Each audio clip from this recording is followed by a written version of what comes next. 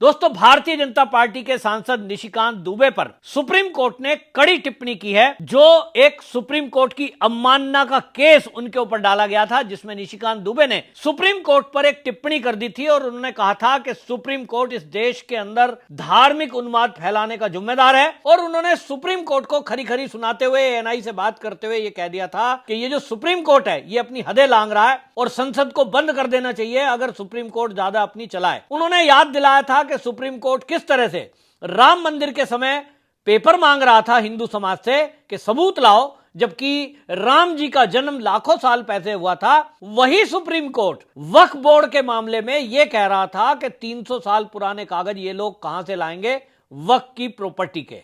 इस पर निशिकांत दुबे की टिप्पणी और टिप्पणी के बाद सुप्रीम कोर्ट में वो केस गया कि साहब, किसी सुप्रीम कोर्ट के बारे में कोई सांसद ऐसा कैसे कह सकता है कि देश के अंदर धार्मिक उन्माद फैलाने के लिए जिम्मेदार देश की सुप्रीम कोर्ट है।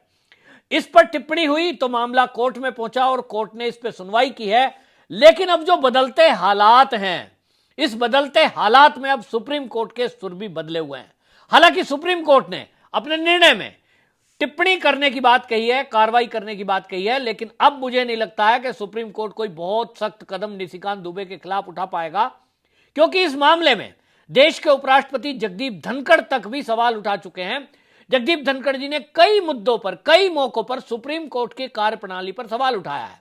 इतना ही नहीं, देश की राष्ट्रपति भी सुप्रीम कोर्ट की और न्यायपालिका की न्याय प्रणाली पर सवाल उठा चुकी हैं। उन्होंने भी बाकायदा सीजेआई समेत पूरी हाई कोर्ट के जजों के सामने कार्यक्रम में यह कह दिया था कि गरीब आदमी तो सालों साल जेल में सड़ा रहता है, लाखों केस पेंडिंग है और उनके पास न्याय करवाने के लिए पैसे नहीं है, तो वो जेलों में सड़ रहे हैं। लेकिन सुप्रीम कोर्ट और जो देश की हाई कोर्ट है, जो निचली कोर्ट है, मुझे लगता है देश की राष्ट्रपति या देश के उपराष्ट्रपति या देश की संसद, इनमें से कितने ही लोगों ने कुछ भी कहा हो, इनके ऊपर असर नहीं पड़ रहा है। अपने गिरबान में झांकने के बजाय जो सुप्रीम कोर्ट पर या किसी कोर्ट पर सवाल उठाए, अवमानना के केस में उठाकर उसको जेल में डाल दिया जाता है। यह बात अलग है कि प्रशांत भूषण जैसे लोग मात्र 1 रुपया देकर अवमानना के बाद भी छूट जाते हैं।